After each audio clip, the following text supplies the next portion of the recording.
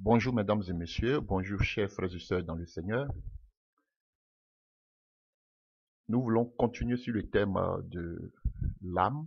Alléluia. Euh, Nous avons déjà commencé, parlant de l'esprit. Nous avons continué avec le voyage astral, parler de l'extase, de la vision. Alléluia. Et aujourd'hui, nous voulons continuer sur ce même thème et nous voulons parler d'un thème qui est toujours d'actualité et qui sera toujours d'actualité. C'est l'ennemi juré ou bien le farouche ennemi de l'homme. Alléluia. Voilà. L'ennemi le plus coriace de l'homme, qui est la mort. Nous allons expliquer beaucoup de choses. Et avant d'entrer encore plus en détail dans les prochaines vidéos, dans les prochaines prédications, il est important déjà que nous parlons un peu de la mort. Alléluia. Ça va vous faire beaucoup de bien. Alléluia. Comme je disais tantôt, la mort est l'ennemi le plus redoutable de l'homme. Alléluia. Et selon Apocalypse 20, je crois à partir du verset 15, nous savons que notre ennemi farouche, qui est la mort, alléluia, sera détruit. Il sera le dernier ennemi de l'homme à être détruit dans le feu, dans la géhenne. Alléluia.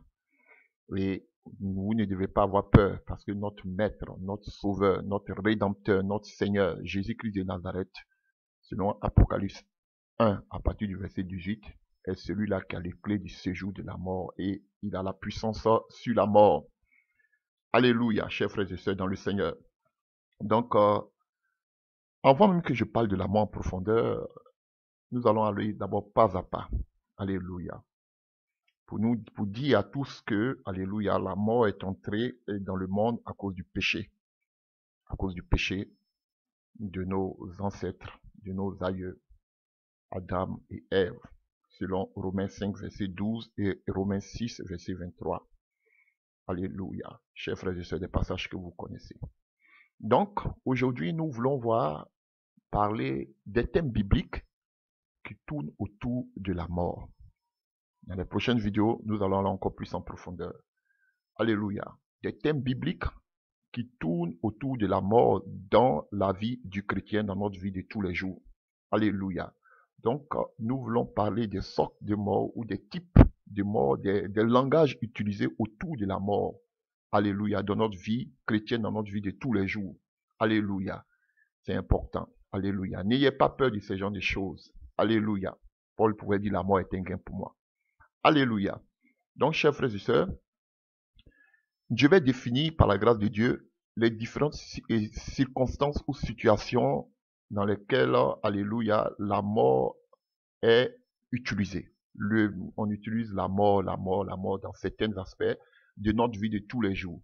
Et nous voulons voir ces différents aspects, alléluia, concernant la mort. Ça va vous faire beaucoup de bien. Et en plus de cela, nous allons encore accélérer, continuer encore dans d'autres enseignements qui vous feront aussi beaucoup de bien. Que le Seigneur Jésus vous bénisse. Alléluia. Le premier aspect que nous pouvons voir, les premiers thèmes que nous trouvons comme ça dans le Nouveau Testament, dans l'Évangile, concernant la mort, on va aller pas à pas. Alléluia. C'est la mort par rapport à l'Évangile. Alléluia. Être en danger de mort. On sait que tous les prédicateurs, ces véritables enfants de Dieu, alléluia, l'église de la première ère, l'église apostolique, même notre Seigneur Jésus-Christ, à cause de l'évangile qu'il a envoyé, il était sujet, alléluia, de condamnation à mort. Que ce soit Jésus, que ce soit les apôtres, et que ce soit les véritables enfants de Dieu, à cause de l'évangile, notre vie doit être toujours en danger de mort. Alléluia. Si tu prétends être vraiment serviteur de Dieu, alléluia, tu dois savoir que à cause de l'évangile, tu n'es pas mieux que les autres. Alléluia. Pourquoi l'église de la Odyssée aujourd'hui veut se détourner des principes bibliques? Notre Seigneur Jésus est venu annoncer cet évangile. Il a été persécuté, il a été emmené à la mort, crucifié, y compris tous ses disciples, y compris tous ses frères et sœurs, alléluia, dans dans l'époque contemporaine, jusqu'à notre temps, chers frères et sœurs, ils ont été massacrés, tués à mort, chers frères et sœurs, à cause de l'évangile.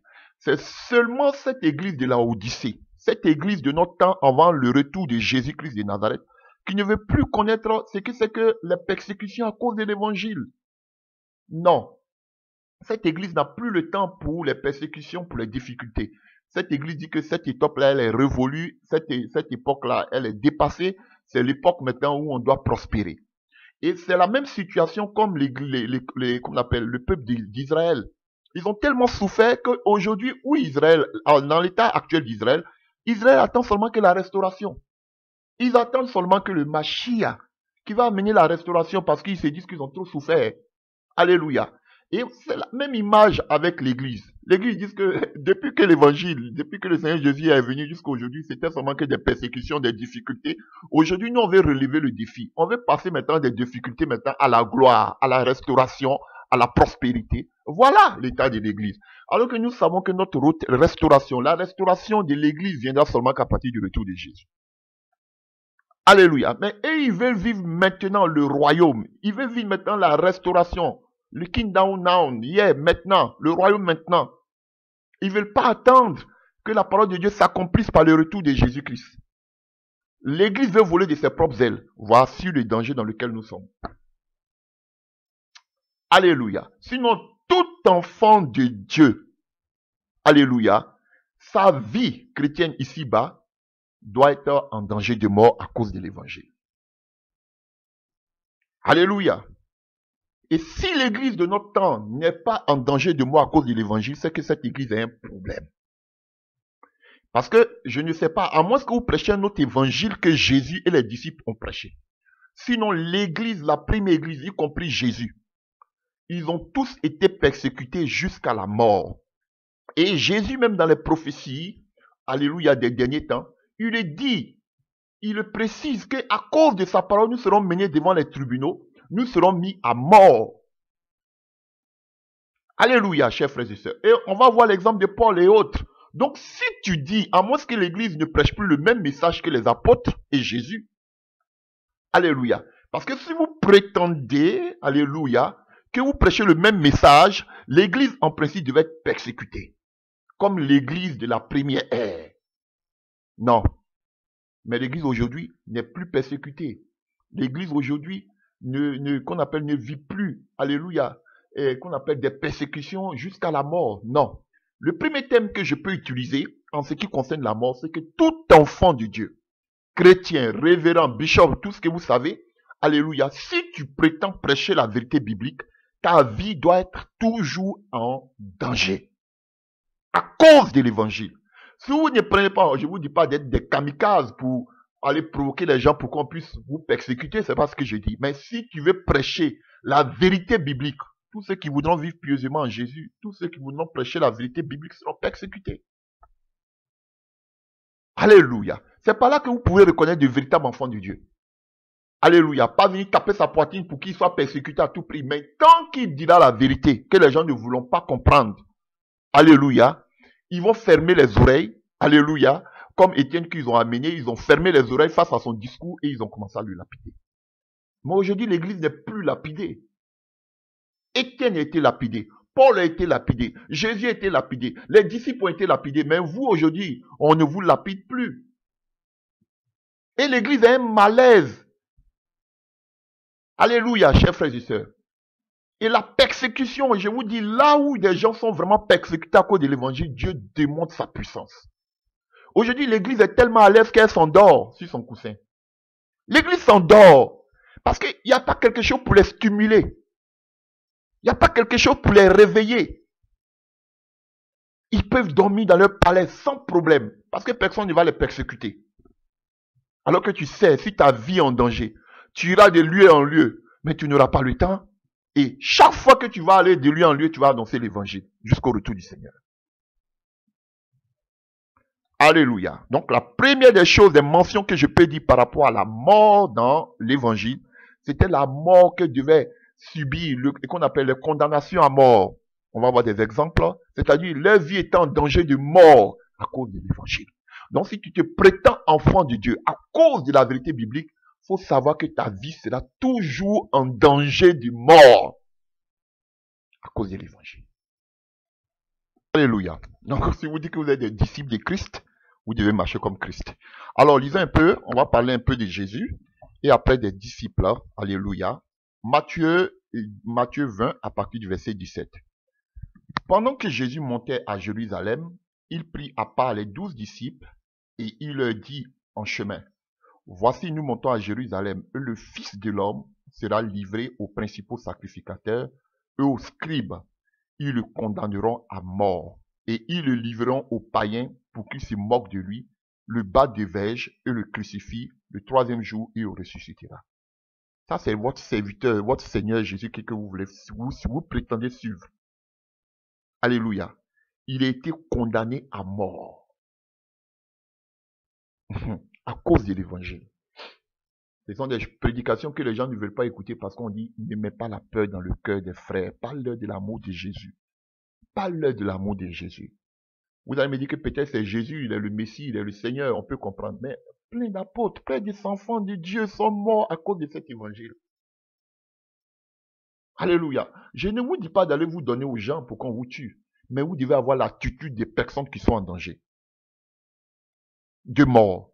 Mais ce n'est pas ce qu'on constate aujourd'hui. Vous devez vivre comme des esclaves, des prisonniers. Ce n'est pas ce qu'on constate aujourd'hui. Et ça fait mal au cœur de Dieu. L'église va mal. Alors, on ne va pas prendre trop de passages. On va prendre un deuxième passage concernant Jésus dans le livre de Jean 12, à partir du verset 23. Jésus lui répondit, l'heure est venue où le Fils de l'homme doit être glorifié. En vérité, je vous le dis, si le grain de blé qui est tombé en terre ne meurt, il reste seul. Mais s'il meurt, il porte beaucoup de fruits. Celui qui aime sa vie la perdra, et celui qui perdra sa vie dans ce monde la conservera pour la vie éternelle. Si quelqu'un ne me sert, qu'il me suive. Alléluia. Ainsi de suite. Et nous partons à partir du verset 34 de Jean 12. Alléluia. La foule lui répondit, nous avons appris par la loi que le Christ demeure éternellement. Comment donc dis-tu, il faut que le Fils de l'homme soit élevé? Qui est le Fils de l'homme? Alléluia. Bon, si on prend à partir du verset 32, on dit, et moi, quand j'aurai été élevé de la terre, j'attirerai tous les hommes à moi. En parlant ainsi, il indiquait quelle mort il devait mourir. Et voici le problème des Juifs, des Israélites. Pour eux, le Christ devait venir dans la gloire, pour amener la restauration. Mais Jésus, qui était le Messie, vient leur parler de sa mort. Ils disent non, il y a quelque chose. Si tu dis que tu prétends être le Messie que nous on sait qu'on attend selon les prophètes, selon la loi, il ne doit pas mourir. Il doit vivre éternellement. Voici le problème, alléluia, d'Israël. Ils n'ont pas reconnu le Messie parce que pour eux, le Messie devait venir comme un roi, comme en puissance. Voilà pourquoi Jean-Baptiste avait un problème dans la prison. Est-ce que c'est toi vraiment? Parce que tu es là, tu dois rétablir toutes choses et tu vois encore les Romains sont en train de nous créer des problèmes. Vous voyez, c'est le raisonnement qu'avaient les Israélites, qu'avait aussi Jean-Baptiste dans la prison. Parce que pour eux, Jésus-Christ est venu comme il est venu de telle sorte que les regards, il n'avait rien pour plaire, pour attirer. Alléluia. Et les Juifs étaient scandalisés. Voilà pourquoi ils ne pouvaient pas. C'est pas parce qu'ils ne voyaient pas les miracles que Jésus faisait. Mais Jésus avait un autre message. Le Messie qu'ils attendaient là vient comme un roi pour restaurer toutes choses. Mais Jésus, il est venu comme un roi, mais il a laissé sa royauté au ciel, il est venu comme un serviteur.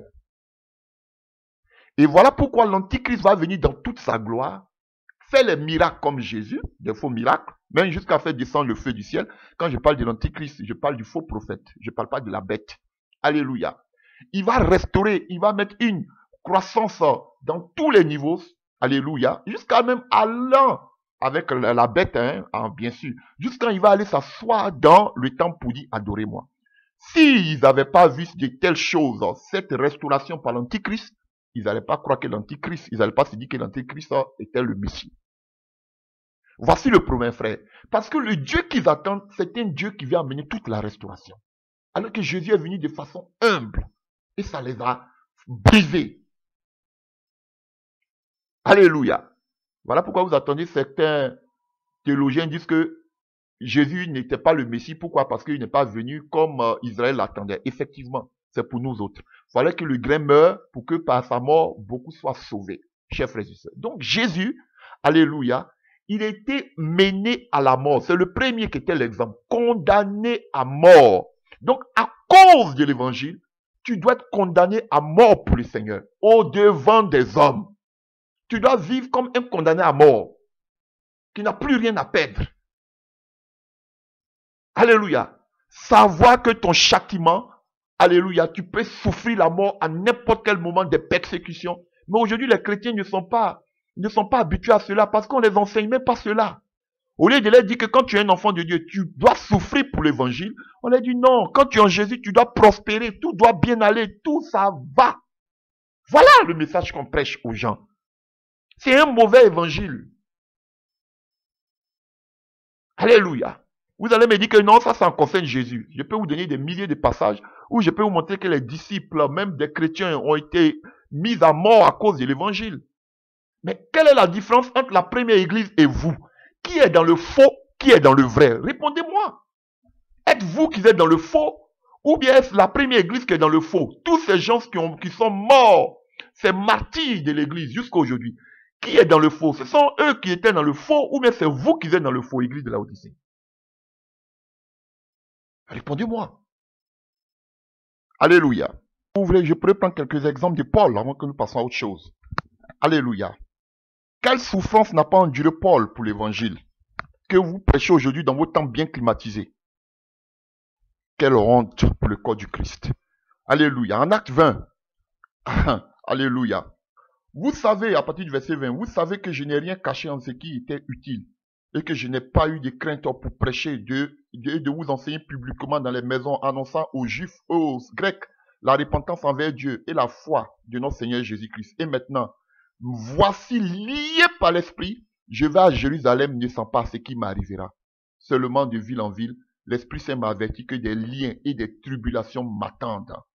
Mais je ne fais pour moi aucun cas de ma vie comme si elle était précieuse, pourvu que j'accomplisse ma course avec joie.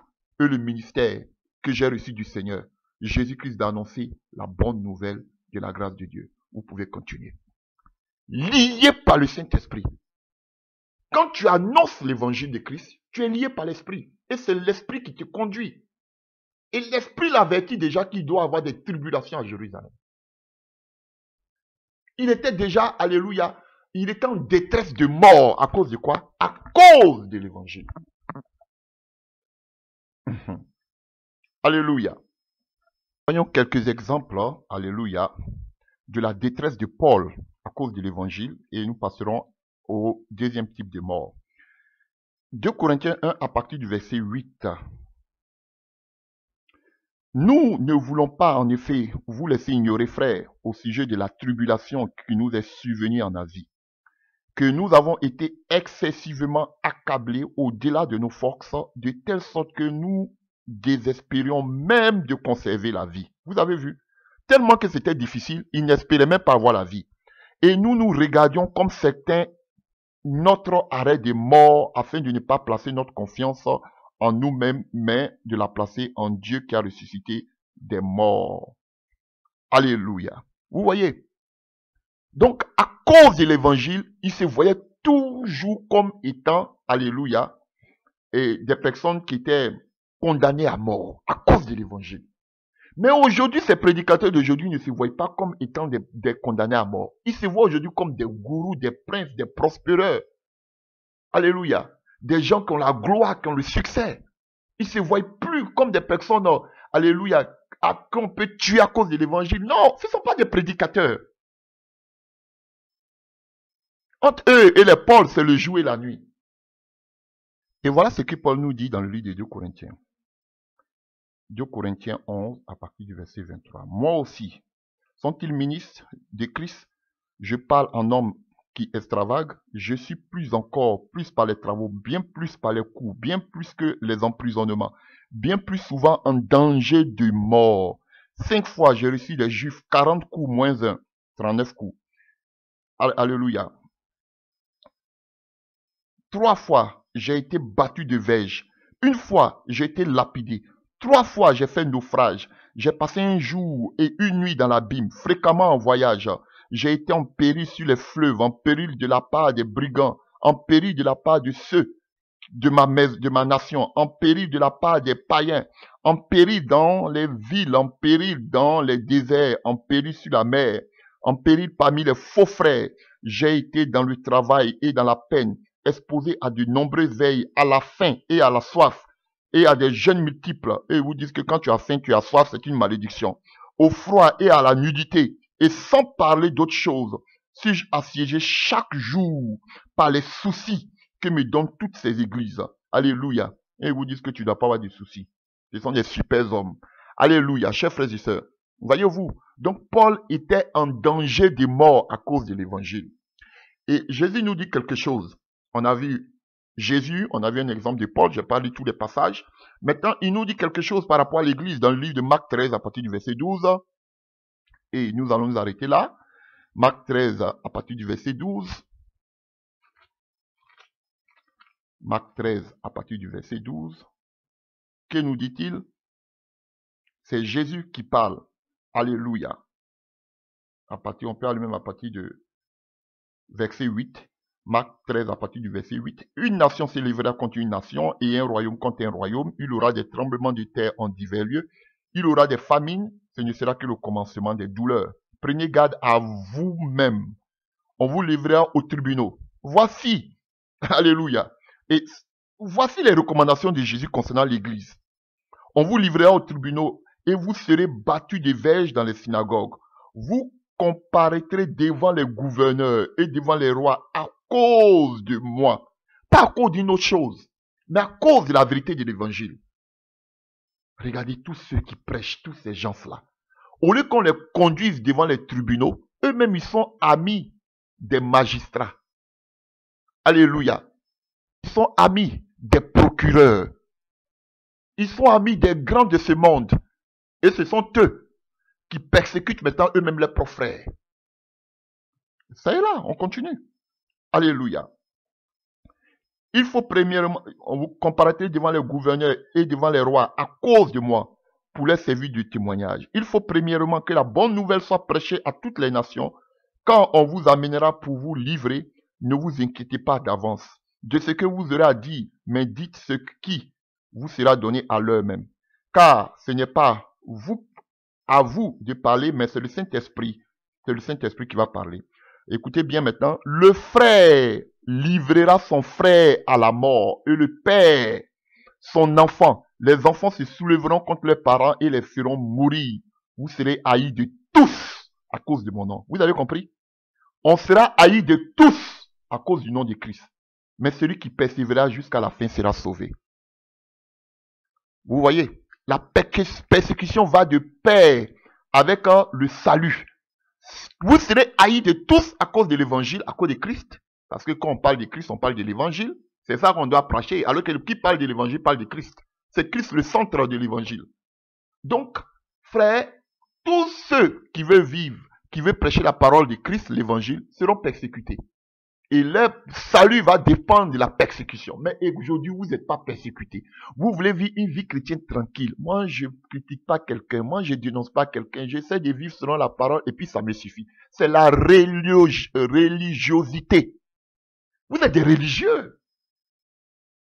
Alléluia. Frère, on a parlé du mot chrétien. Le mot chrétien, c'est la souffrance. Mais aujourd'hui, les gens ne veulent pas être mis à mort. Ils ne veulent pas être en danger de mort à cause de l'évangile. Ils ont changé ce qu'on appelle le danger de mort en la prospérité. Et qui va livrer son frère? Ce sont les propres frères. Ta propre famille. Ta propre famille chrétienne. Alléluia. Même ta famille biologique. Oui. Jésus même a dit, on aura pour ennemi les gens de sa propre famille. J'écoute des gens qui me font rire. Nous, on était dans beaucoup de délivrances. J'écoute des choses qui me donnent, bon, je ne suis pas étonné, mais souvent qui dépassent. D'autres vont dire, comment une mère qui a mis son enfant au monde peut être contre son propre enfant? Vous n'y savez rien. Parce que les gens là, ils vous prêchent sur les estrades. Vous ne savez, il y a tellement de choses qui se passent dans les familles. Alléluia. Des mamans qui couchent avec les enfants, les maris de leurs filles. Nous, on voit ça. Des papas qui détruisent eux-mêmes la vie de leurs enfants. Nous, on voit ça. Des mamans qui détruisent la vie de leurs propres enfants. Vous allez dire, mais c'est impossible. J'ai mis mon enfant, une maman qui a souffert pour son enfant ne peut pas faire du mal à son enfant. C'est ce que vous vous dites. On fait beaucoup de choses. Alléluia. Personne ne veut haïr ses parents. Non. Chers frères et sœurs, il faut aimer tes parents. Tes parents ne sont pas tes ennemis. Je ne dis pas que tous les parents sont pareils. Mais il y a de ces parents. Chers frères et sœurs, vous pensez que vous êtes plus sage que Jésus, vous êtes plus intelligent que Jésus, mais Jésus a mis ces genres de choses dans la parole. Vous pensez que c'est de façon qu'on appelle anodine? Non, Jésus sait ce qu'il dit, il est Dieu. Mais c'est vous, cette génération d'aujourd'hui. Ceux qui ont plus de problèmes aujourd'hui dans leur vie, c'est dans le milieu chrétien. Ceux même qu'on dit famille. Ceux même qu'on dit famille biologique. Alléluia. Et ces prédicateurs ne veulent pas prêcher cela parce qu'ils cherchent à unir l'église. Ils ne cherchent pas à diviser l'église. On ne veut pas diviser l'église. Mais il y a des loups qui sont déguisés en agneaux. Vous ne pouvez pas marcher avec de telles personnes.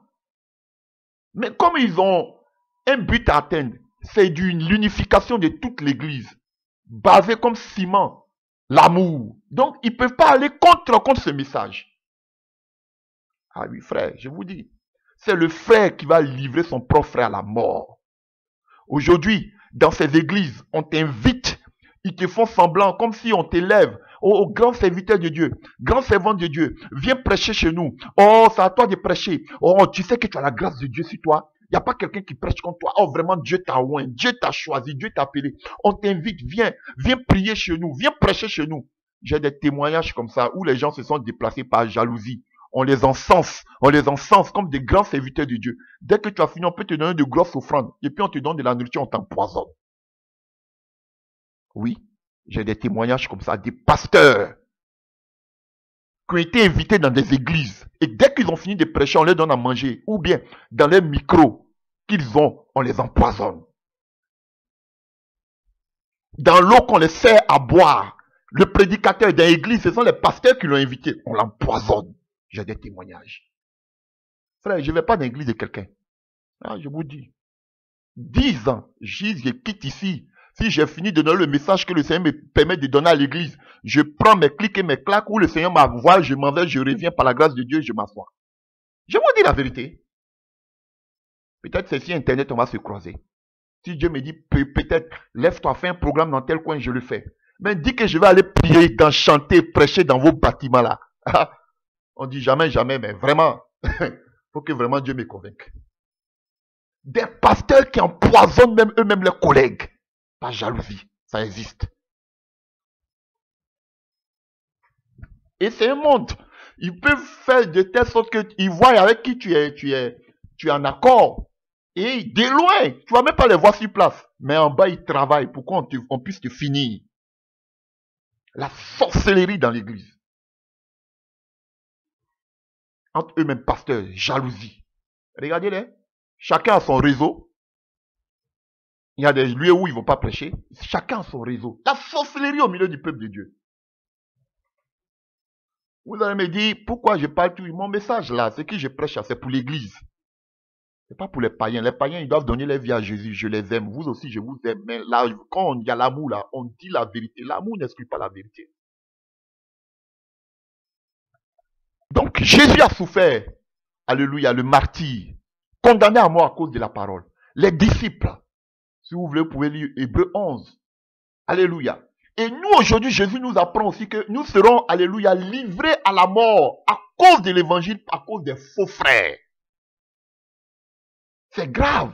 Il ne parle même pas des païens.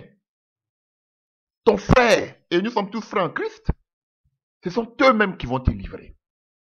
Ce sont eux qui vont chercher à t'ôter la vie. Voilà, chers frères et sœurs. On ne peut pas dénoncer aujourd'hui des tas de l'église. Quand tu dénonces aujourd'hui, on te dit que c'est une diffamation. Oui. Vous ne savez pas, aujourd'hui, YouTube m'a signalé beaucoup de vidéos. Tout ce que j'ai dénoncé aujourd'hui, tel que les tout-nazis là, ils ont signalé toutes mes vidéos. Et je veux.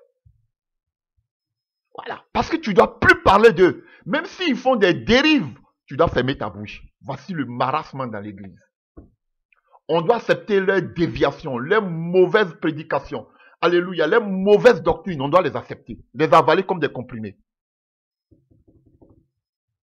Ce ne sont même pas des comprimés, ce sont des somnifères pour nous faire dormir.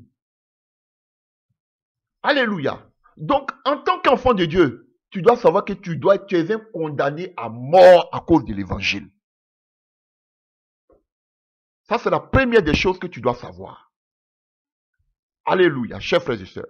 On passe au deuxième. Alléluia. En tant qu'enfant de Dieu, chers frères et sœurs, tu dois mourir en toi-même. Alléluia. Fais mourir tes membres. C'est comme ça que Paul le disait. Et qu'est-ce que cela veut dire? Alléluia. Fais mourir les membres. En d'autres termes, on parle de se dépouiller du vieil homme. Alléluia. Et revêtir l'homme nouveau. Et nous le voyons dans le livre, par exemple, de Colossiens. Donc, on a vu le premier type de mort. C'est-à-dire que nous sommes mis à mort. Notre vie de tous les jours, nous sommes des condamnés à mort à cause de l'évangile. Le deuxième thème que nous trouvons concernant la mort, alléluia, c'est fait les membres, fait qu'on appelle, comme Paul même le dit, alléluia, fait mourir nos membres. On va le voir dans le livre de Colossiens 3, à partir du verset, alléluia, 1 même. On peut commencer à Colossiens 3 à partir du verset 1. Si donc vous êtes ressuscité avec Christ, cherchez les choses d'en haut, où Christ est assis à la droite. La droite de Dieu signifie sa puissance et la gloire.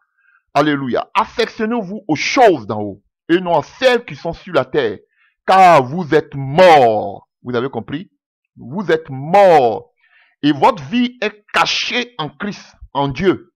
Quand Christ, notre vie, paraîtra, alors vous paraîtrez aussi avec lui dans la gloire. Faites donc mourir les membres qui sont sur la terre. Et il va le citer. Alléluia.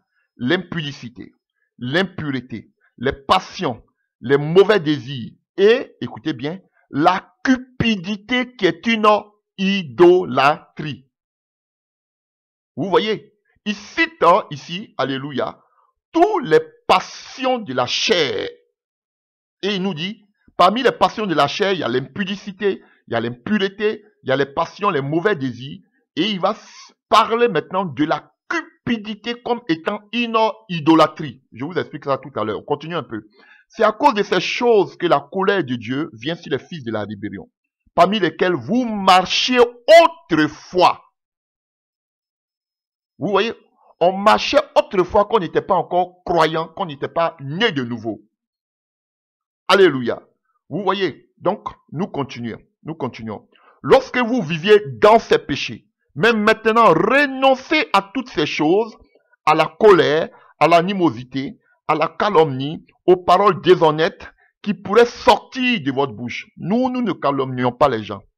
Nous dénonçons les dérives, les mauvaises doctrines dans l'église, les tares qui minent l'église. En quelque sorte, nous sonnons de la trompette. Alléluia. J'aime ces frères. Alléluia. Et quand tu ramènes un frère sur le droit chemin, c'est, alléluia, ce sont des récompenses. Donc, voici notre mission. Alléluia, chers frères et sœurs. Parce que beaucoup pensent que, alléluia, notre mission c'est de gagner les âmes. C'est de gagner les âmes. Ok, c'est bien, mais quand les âmes sont gagnées, ces âmes-là doivent grandir dans la foi. Mais qu'est-ce que l'Église propose? Rien. L'Église propose, au lieu de leur proposer le ciel, l'Église propose encore le monde. Du monde où ils sont quittés, c'est la même chose que vous leur proposez. Voilà le problème. Et il n'y a aucun message aujourd'hui qui va à l'endroit de l'Église parce qu'on veut montrer que l'Église est pure, l'Église est sanctifiée, l'Église est propre. Alors que l'Église est remplie d'excréments humains. De la saleté dans l'Église aujourd'hui. Et ça, on n'a pas le droit de dénoncer. Pour vous, c'est de la diffamation. Alléluia. Alors, continuons. Alléluia. Il dit, ne mentez pas les uns aux autres, vous étant dépouillés du vieil homme. Donc, vous comprenez, chers frères et sœurs? Et le vieil homme est de ses œuvres, et ayant revêtu l'homme nouveau, qui se renouvelle dans la connaissance selon l'image de celui qui l'a créé. Vous comprenez? Voici Alléluia. Pourquoi nous devons mourir en soi? Tuer les désirs de la chair en nous. On ne peut pas dire qu'être né de nouveau, et encore nous traînons les casseroles du passé dans nos vies. C'est ça mourir en soi. Alléluia. Et il fait, ici Paul fait, alléluia, il nous parle d'un point qui est vraiment, alléluia, il a cité, et il nous dit, il parle ici, alléluia, de la cupidité, l'amour de l'argent, alléluia, qui est une idolâtrie. Alléluia. Chers frères et sœurs, ils vont vous dire que non, on ne parle pas d'avoir l'argent, on parle de l'amour d'argent. Vous me faites rire. Alléluia. Cherchez, je vais bien vous expliquer ici. Cherchez à posséder beaucoup d'argent. Alléluia. C'est là l'esprit mammon. Toujours chercher à posséder. Alors que c'est ce que vous enseignez aux gens. Toujours chercher en abondance. Mais vous ne dites pas aux gens de se contenter du peu qu'ils ont. C'est ça l'amour de l'argent. Chercher à vouloir toujours acquérir. Voici l'amour de l'argent. Et Jésus disait que c'est cela qui était un danger. Allez, voyons quelques passages. Et lisons un autre passage. Le même passage, mais dans une autre version. Faites donc mourir tout ce qui est dans votre vie appartiennent à la terre. C'est-à-dire l'inconduite, l'impureté, les passions incontrôlées, les désirs mauvais, et écoutez bien, et la soif de posséder. Alléluia. Vous avez compris? Ici, on a dans d'autres versions, on parle de la cupidité, mais dans cette version est un peu plus explicite. On parle de la soif de posséder. Quand tu cherches toujours à acquérir, à posséder, ça devient, tu es contrôlé. Qu'est-ce que vous appelez amour? Alléluia. Quand tu cherches toujours à avoir, ils vous disent qu'il faut avoir l'abondance. L'abondance là, Jésus dit que, alléluia, c'est ce qu'il appelle maman, je vais vous démontrer. Ça t'égare, ça t'amène. Voilà pourquoi il dit on ne peut pas suivre 2 mètres à la fois. Tu vas te dire, toi, c'est si quel critère tu te dis que tu n'aimes pas l'argent? Viens me dire, viens me donner ces critères. Non, on parle de l'amour de l'argent. Ok, toi qui dis tu n'aimes pas l'argent là, viens me donner les critères pour savoir qu'on n'aime pas l'argent ou bien qu'on aime l'argent. Oui, vous allez me dire peut-être chercher à tuer pour avoir de l'argent, ça c'est un critère de ceux qui aiment l'argent. Mais quand on parle de la prospérité, comment acquérir, comment faire de la marmaille, comment prendre les dîmes, s'enrichir sur la tête des gens, ça c'est pas l'amour de l'argent. Qu'est-ce que c'est? Alléluia. Allons-y. Allons-y, continuons. Donc, on va lire des passages encore. Vous allez voir que partout on parle de mourir en soi. C'est-à-dire c'est renoncer à ton ancienne vie. Ton ancienne mentalité. Alléluia. C'est-à-dire ton statut de chrétien en Christ doit devenir une réalité dans ta vie de tous les jours. C'est vrai que nous sommes appelés à vivre sur la terre selon les normes du ciel. Alléluia. Et non selon les pratiques. Alléluia. Qui étaient dans notre vie. Alléluia. Quand nous n'étions pas encore chrétiens. C'est-à-dire que tu vis sur la terre. Et tu vis selon le ciel. Nous nous affectionnons aux choses d'en haut. Voilà pourquoi en tant que chrétien, on ne doit pas vivre comme le monde. Alléluia. Et voyons d'autres passages encore, rapidement. Et si vous lisez certains passages tels que Romains 1, verset 29, 1 Corinthiens 5, verset 11, et 6, verset 9 à 10, Galates 5, verset 19 à 21, Éphésiens 5, verset 3 à 4, vous allez voir que les mêmes choses reviennent. Ce sont les désirs de la chair. Alléluia. Et Paul dit quelque chose, je ne vais pas lire tous les passages, mais je vais lire ce petit passage-là. 1 Corinthiens 5, à partir du verset 9. Je vous ai écrit dans ma lettre de ne pas avoir des relations avec des impudiques, non pas d'une manière absolue avec les impudiques de ce monde ou avec les cupides et les ravisseurs, avec les idolâtres.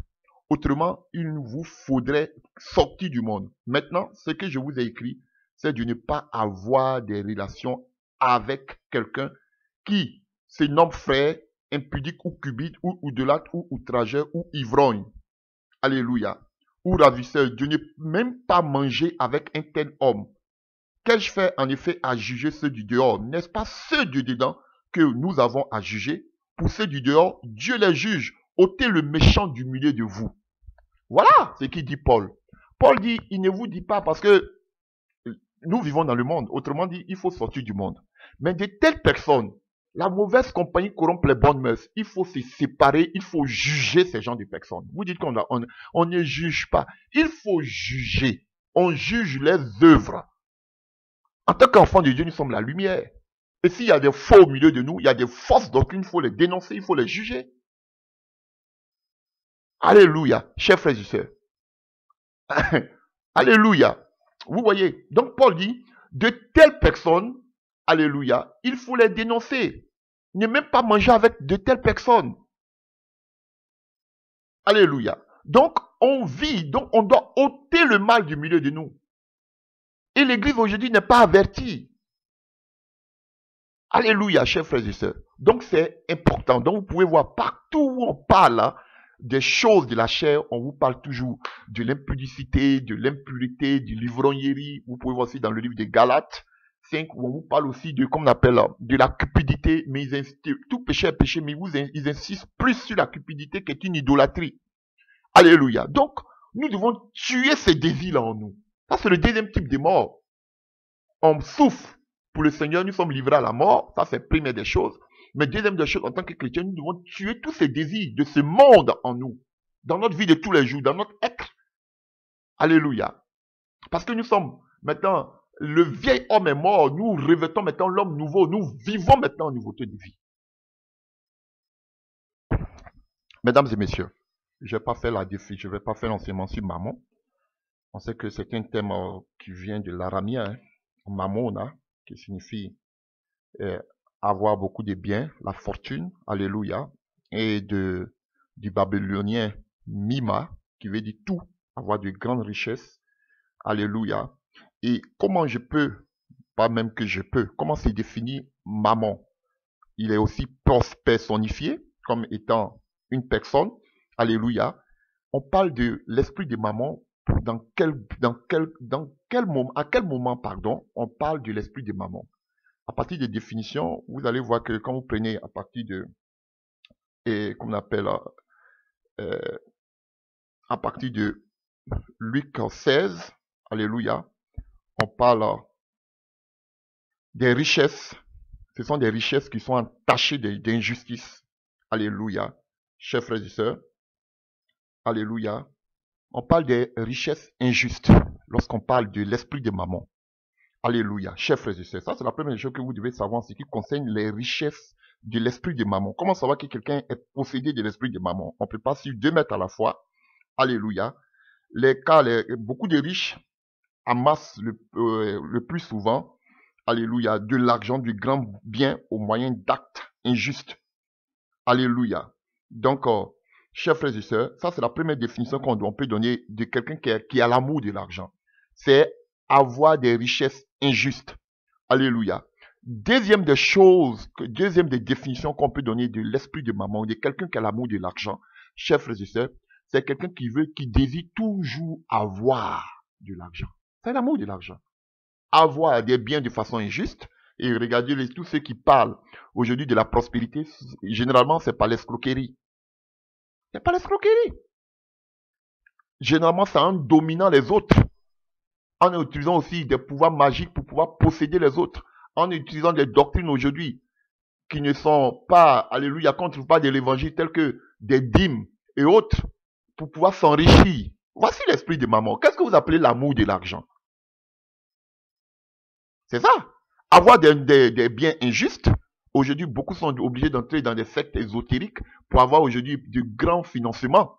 Voilà l'amour de l'argent. Alléluia. Ils sont prêts même à vendre leur âme pour avoir de l'argent.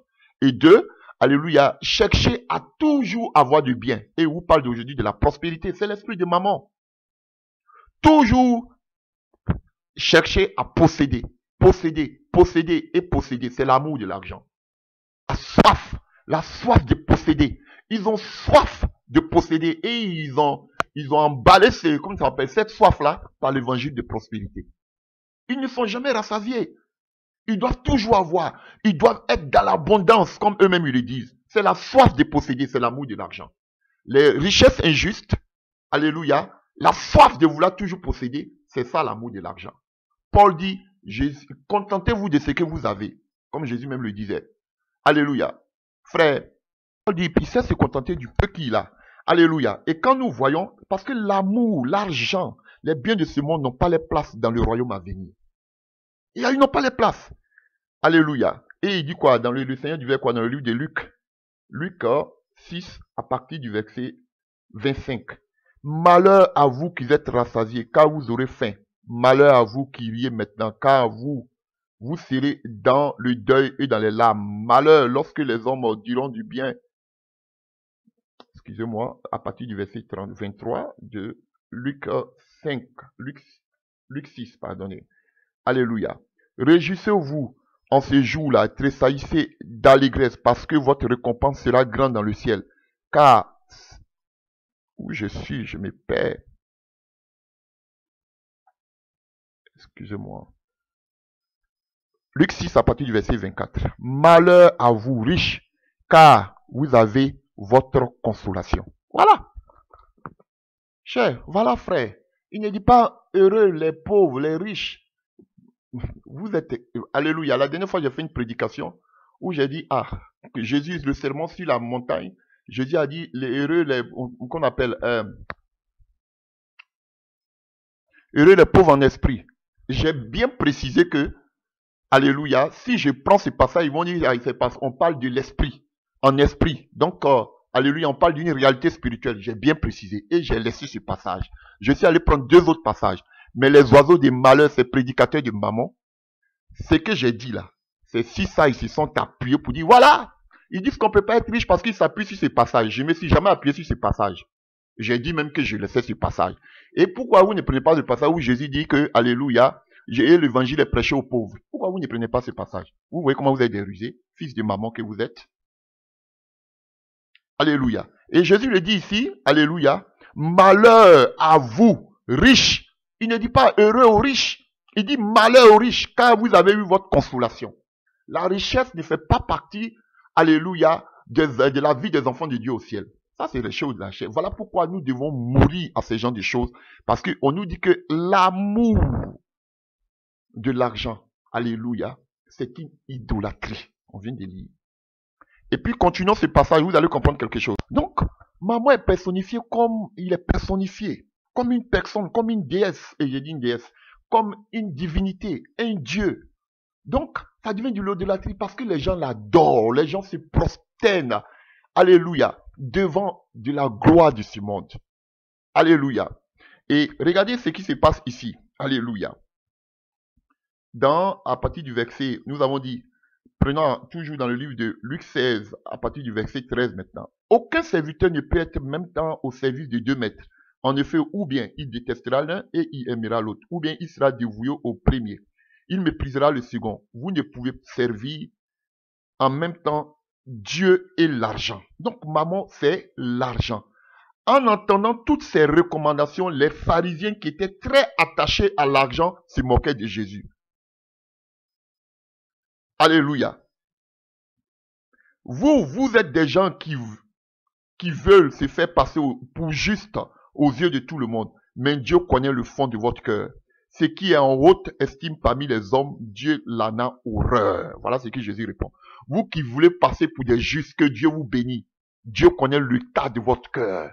Bande de fils de maman que vous êtes. Alléluia. Et de telles personnes, Jésus dit, vous êtes peut-être élevés, loués par les hommes, mais vous êtes en horreur, en abomination devant Dieu. Les pharisiens ont commencé à se moquer de Jésus. Parce que Jésus dit qu'on ne peut pas suivre Dieu et l'argent. Vous vous dites quoi? Qui suivez-vous? Suivez-vous Dieu ou l'argent? Il dit on ne peut pas suivre 2 maîtres. Vous dites qu'on a besoin de l'argent pour faire l'œuvre de Dieu. Mais le maître que vous suivez, que Jésus, dit que non, c'est pas possible. Jésus a fait l'œuvre de Dieu plus que vous, mais il dit on ne peut pas prendre l'argent pour faire l'œuvre. Vous dites que non, il faut cet argent. Vous allez me dire, bien sûr, il y avait des femmes qui suivaient Jésus-Christ, mais l'argent qu'elles prenaient, qui était avec Jésus, c'était juste pour payer du pain pour que Jésus mange et le donner aux pauvres. C'était pas payé pour payer des grandes salles, payer des basses comme vous le faites.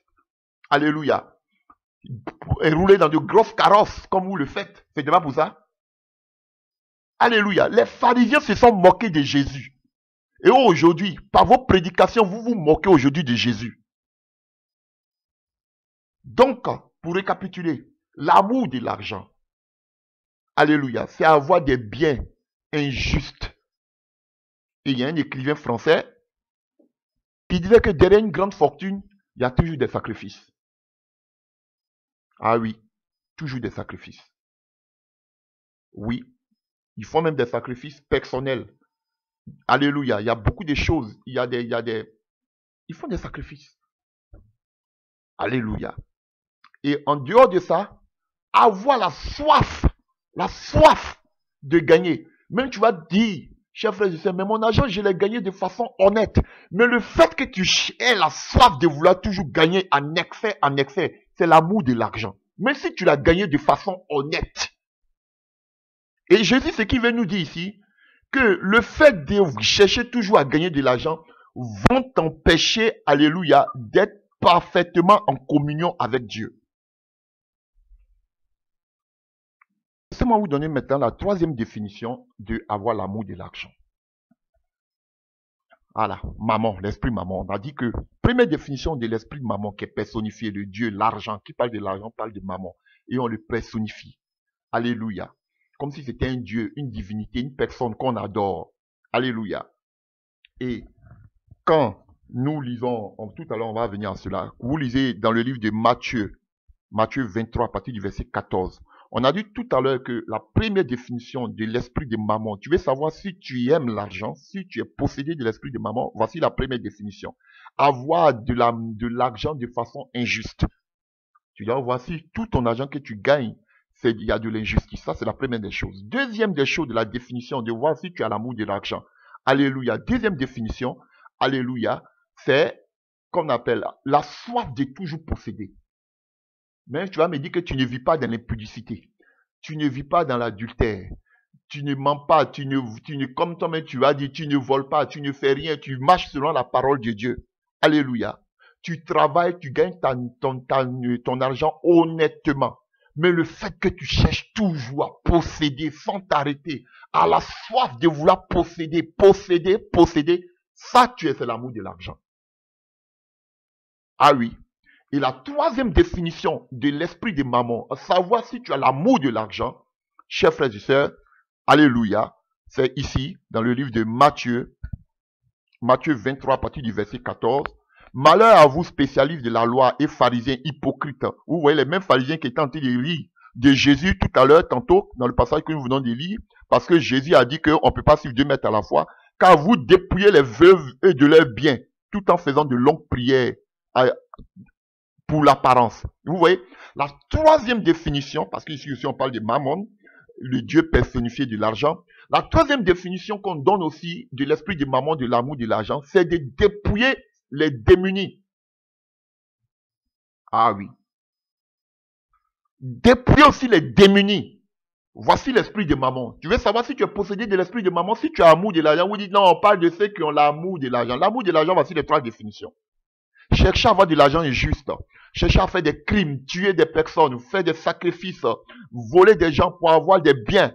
Frère, c'est l'esprit de maman avoir l'amour de l'argent. Deuxième des choses, alléluia. Frère, c'est qu'on appelle, c'est de dépouiller, alléluia, des personnes, alléluia, démunies pour s'enrichir. Tellement que les offrandes ici, par-ci, à ne point en finir. Alléluia, les actions de grâce, comme vous le faites, les dîmes, à ne point en finir.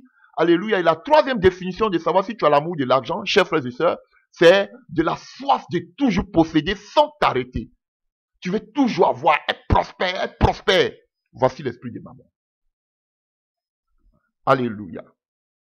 Et pour finir par rapport à ce passage, à ce message, Jésus va dire dans le livre de Matthieu 6, ne vous amassez pas des trésors sur la terre où, Matthieu 6, verset 19, où la teigne et la rouille détruisent et où les voleurs percent et dérobent, mais amassez-vous des trésors dans le ciel où la teigne et la rouille ne détruisent point. Vous voyez, on parle de amasser. Parce que c'est chercher à amasser en abondance. Voilà. Maman. Et où les voleurs ne percent ni les dérobent. Vous voyez? On parle de chercher à amasser les trésors. Et 2, on parle des voleurs, les biens mal acquis. Vous voyez? Car là où est ton trésor, là aussi sera ton cœur. Alléluia. Et ici, à partir du verset 24, on nous dit, nul ne peut servir 2 maîtres, car où il haïra l'un et il aimera l'autre, et où s'attachera à un et méprisera l'autre, Vous ne pouvez pas servir Dieu et Mammon, le Dieu personnifié de l'argent. Chers frères et sœurs, Jésus est clair, ou bien vous êtes plus sage que Jésus. Jésus dit, vous ne pouvez pas aimer Jésus et l'argent. C'est pas possible. Alléluia. Vous dites que non, on peut servir Mammon, l'argent, et puis on peut faire l'œuvre de Dieu avec. Jésus dit que c'est pas possible. Vous, l'église de la Odyssée, vous dites que c'est possible. Voilà les dilemmes. Alléluia. C'est pourquoi je vous dis, ne vous inquiétez pas de votre vie ou de ce que vous mangez, ni de votre corps, de quoi vous serez vêtus. La vie n'est-elle plus que la nourriture et le corps plus que les vêtements? Regardez les oiseaux du ciel, ne sèment ni ne moissonnent, et ils amassent rien dans leur grenier. Et votre Père céleste les nourrit. Ne valez-vous pas beaucoup mieux qu'eux? Qui en vous, par des inquiétudes, peut ajouter une coudée à la durée de sa vie? Et pourquoi vous inquiétez-vous au sujet du vêtement? Considérez comment ils croissent les champs et ils ne travaillent ni ne filent. Cependant, je vous le dis, à Salomon, même dans toute sa gloire, n'a pas été vêtu comme l'un d'eux. Vous pouvez continuer. Alléluia. Que mangerons-nous? Que buvrons-nous? De quoi serons-nous vêtus? Car toutes ces choses, écoutez-moi bien, c'est pas moi je le dis, ce sont les païens qui les recherchent. Jésus. Mais vous, c'est ce que vous recherchez. Avoir la gloire, le succès, les grosses voitures, les grosses maisons. Voilà. C'est les païens qui cherchent ces genres de choses. Votre Père céleste sait de quoi vous avez besoin. Cherchez premièrement le royaume et la justice de Dieu. Et toutes choses vous seront données par-dessus tout. Alléluia. Par-dessus tout là. Les gens disent que, par-dessus tout, on parle des choses, tout. Mais vous ne cherchez même pas le royaume des cieux. Alléluia. Voilà. Donc voilà ce que je peux dire par rapport au deuxième type de mort. C'est-à-dire, c'est tuer le vieil homme et faire vivre le nouveau homme. Et le nouveau homme, il est esprit. Il a tiré vers les choses d'en haut. Nous sommes des esprits sur terre. Nous ne devons plus nous comporter comme les choses de ce monde, mais nous devons être plus attirés vers les choses d'en haut.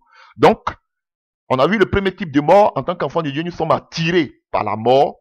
Quand il dit attirés par la mort, à cause de l'évangile, alléluia, nous sommes toujours condamnés à mort. Deuxième des choses, alléluia, nous devons tuer les membres, nos membres qui sont chers, qui sont attirés vers les passions, les désirs de ce monde, vers la gloire de ce monde. Ça, c'est le deuxième type de mort. Nous allons aller maintenant en eau profonde. Et nous avons un troisième type de mort, c'est la mort spirituelle. La mort spirituelle, c'est la mort de tous ceux qui n'ont pas Christ dans leur vie. Alléluia. Alléluia. Si tu n'as pas Jésus-Christ, tu es mort spirituellement. Ah oui. C'est pas le fait de côtoyer un pasteur ou une assemblée ou une église qui fait que tu es vivant. Non. Alléluia. Être vivant spirituellement, c'est d'accepter son Seigneur Jésus-Christ et de se laisser diriger, conduire, avoir son esprit. Donc, ce qui veut dire que tu peux être dans une assemblée, dans une église, entre guillemets, sans que tu sois vivant spirituellement. Comme Jésus même disait dans le livre de l'Apocalypse, l'église, la lettre aux 7 églises, alléluia, l'église, alléluia, tu passes pour être vivant alors que tu es mort. L'église de la Odyssée. Tu passes pour être vivant alors que tu es mort. Si vous voulez, pardon, l'église dans l'Apocalypse 3 à partir du verset 1. C'était l'église de Sardes. Alléluia. Si vous voulez, on peut le lire. Écrit à l'an de l'église de Sardes, voici ce qu'il dit celui qui a les 7 esprits de Dieu et les 7 étoiles. Je connais tes œuvres. Je sais que tu passes pour être vivant et tu es mort. Sois vigilant et affermi. Le reste qui est près de mourir, car je n'ai pas trouvé tes œuvres parfaites devant Dieu. Rappelle-toi donc comment tu as reçu et entendu et garde, répands-toi. Et si tu ne veilles, je viendrai comme un voleur et tu ne sauras pas à quelle heure je viendrai chez toi. Donc vous voyez, tu passes pour être vivant, mais tu es mort.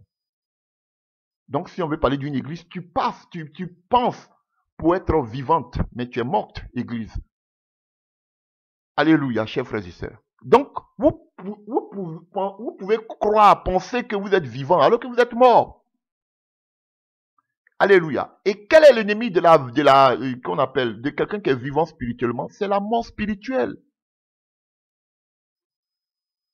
Alléluia, chers frères et sœurs. Donc, beaucoup aujourd'hui sont dans des temples, dans des églises, mais l'église même souvent, elle est morte. Donc, il y a la mort spirituelle. L'église aujourd'hui s'est refroidie. Qui parle de mort spirituelle parle de refroidissement spirituel. Voilà pourquoi il précise. Alléluia. Tu as abandonné et qu'on appelle ton premier chemin. Tu as abandonné ton commencement où tu étais vivant. Chers frères et sœurs, c'est ça. Donc, lorsqu'on n'est pas assis, lorsqu'on ne veille pas, lorsque nous ne sommes pas ancrés en Jésus-Christ de Nazareth, alléluia, chers frères et sœurs, nous sommes morts spirituellement. Aujourd'hui, l'Église universelle, elle est morte spirituellement. À cause de quoi? À cause que la conséquence, chers frères et sœurs, du péché. Donc, chers frères et sœurs, et à cause du péché aussi originel. Alléluia. Parce que depuis la chute d'Adam et Ève, tous les hommes sont morts spirituellement. Alléluia. Mais on sort de cette mort spirituelle lorsque nous acceptons le Seigneur Jésus-Christ par la foi comme Seigneur et Sauveur. Et lorsque nous nous repentons, parce que nous avons vu tout à l'heure dans l'église de Sardès, qu'il devait se repentir et veiller. Donc, on sort de cette mort spirituelle lorsque, alléluia, on fait de Jésus-Christ, alléluia, notre Seigneur et Sauveur, et en se repentant de notre vie et en se tournant vers Dieu. C'est en ce moment-là que on sort de cette mort spirituelle. Sinon, nous sommes tous, pour tous ceux qui ne sont pas en Christ, sont dans la mort spirituelle. Alléluia. Et pour cela, nous allons prendre des passages. Parce que quelqu'un qui est spirituellement réveillé, chers frères et sœurs, on nous dit que Dieu est esprit. Donc, en tant qu'un esprit, il doit être en communion, une communion spirituelle avec le Seigneur. Alléluia. Voilà. Comme Jésus même a dit à la femme samaritaine, Dieu est esprit et celui qui le cherche doit l'adorer en esprit et en vérité. Alors que ceux qui ne sont pas chrétiens, qui ne sont pas enfants de Dieu, nés de nouveau, ne peuvent pas avoir de relation avec ce Dieu-là. Alléluia. Parce qu'ils ne le connaissent pas. Alléluia. Donc, celui qui est réveillé spirituellement, celui qui est sorti de la mort spirituelle, doit avoir une intimité, une communion intense, intime avec le Seigneur. Alors qu'on sait qu'il y a beaucoup qui côtoient ces églises, ces bâtiments, mais qui n'ont aucune intimité avec Christ. Voici le véritable dilemme et le véritable problème. Alléluia, chers frères et sœurs. Donc, quelqu'un qui n'est pas mort spirituellement, alléluia, c'est quelqu'un qui est né de nouveau, quelqu'un qui a accepté le Seigneur Jésus dans sa vie et qui a une communion intime avec le Seigneur. Alléluia. Quelqu'un qui s'est repenti de ses péchés et qui se tourne vers le Seigneur. Alléluia. Pour cela, nous allons voir quelques passages bibliques. Prenons Éphésiens 2 à partir du verset 1. Vous étiez morts par vos offenses et par vos péchés, dans lesquels vous marchez autrefois. Vous voyez? Autrefois. Vous marchez autrefois selon le train, alléluia, de ce monde, selon le prince de la puissance de l'esprit qui agit maintenant dans le fils de la rébellion. Nous tous aussi, nous étions de leur nombre et nous vivions autrefois selon les convoitises de notre chair, accomplissant les volontés de la chair et de nos pensées. Et nous étions par nature des enfants de la colère comme les autres. Mais Dieu qui est riche en miséricorde, à cause du grand amour dont il nous a aimés, nous qui étions morts par nos offenses, il nous a rendu la vie avec Christ. C'est par la grâce que vous êtes sauvés. Et il nous a ressuscités ensemble et nous a fait asseoir ensemble dans les lieux célestes. Chers frères et sœurs, voilà. Donc, quand tu es en Jésus-Christ, c'est vrai que dans le passé, il dit autrefois, on était dans les ténèbres, on était dans la mort spirituelle. Alléluia, chers frères et sœurs. Donc, on était mort spirituellement. Mais depuis que nous avons accepté le Seigneur Jésus, nous sommes sortis de cette mort spirituelle. Alléluia. Maintenant, nous avons une communion avec le Seigneur, comme lui-même il a dit, et Christ nous a fait asseoir dans les lieux célestes. Nous pouvons avoir maintenant accès, alléluia, à la présence de Dieu. Nous ne sommes plus morts spirituellement. Mais tous ceux qui n'ont pas Jésus-Christ dans leur vie, ils sont morts spirituellement. Alléluia. Voilà pourquoi il parle d'autrefois. Alléluia. Il disait qu'on était morts comme les autres. Donc ceux qui ne sont pas en Jésus-Christ sont morts spirituellement. Ce n'est pas la mort physique, mais spirituellement, ils sont morts. Ils passent pour être vivants alors qu'ils sont morts. Mais il y a beaucoup aussi qui sont dans des églises, il y a des églises qui sont mortes. On a vu Jésus qui parle à l'église de Sardes, qui passe pour être vivante, mais c'est une église morte. Donc c'est pas parce que vous voyez un bâtiment ou bien un prédicateur que forcément l'église est réveillée ou bien elle est vivante. Non, il y a des églises aussi qui sont mortes. Parce que qui n'ont pas accepté Jésus réellement de tout leur cœur, qui ne se sont pas repentis, qui ne se sont pas détournés de leur mauvaise voie. Donc aujourd'hui, il y a la mort spirituelle aussi. La mort spirituelle peut être pour une personne individuelle, ça peut être aussi pour un groupe de personnes.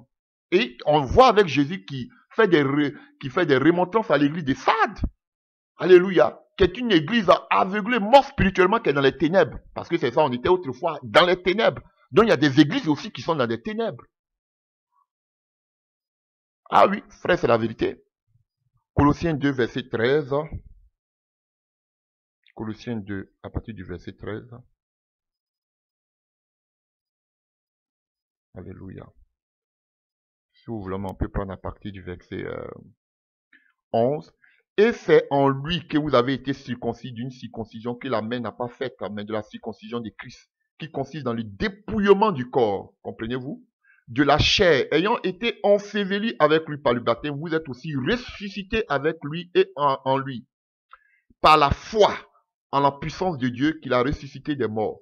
Vous qui étiez morts par vos offenses, vous comprenez, et par l'incirconcision de votre chair, il vous a rendu à la vie. On parle de la vie spirituelle. Avec lui, on n'est plus mort spirituellement. En nous faisant grâce pour toutes nos offenses, il a effacé l'acte dont les ordonnances nous condamnaient, les malédictions du passé.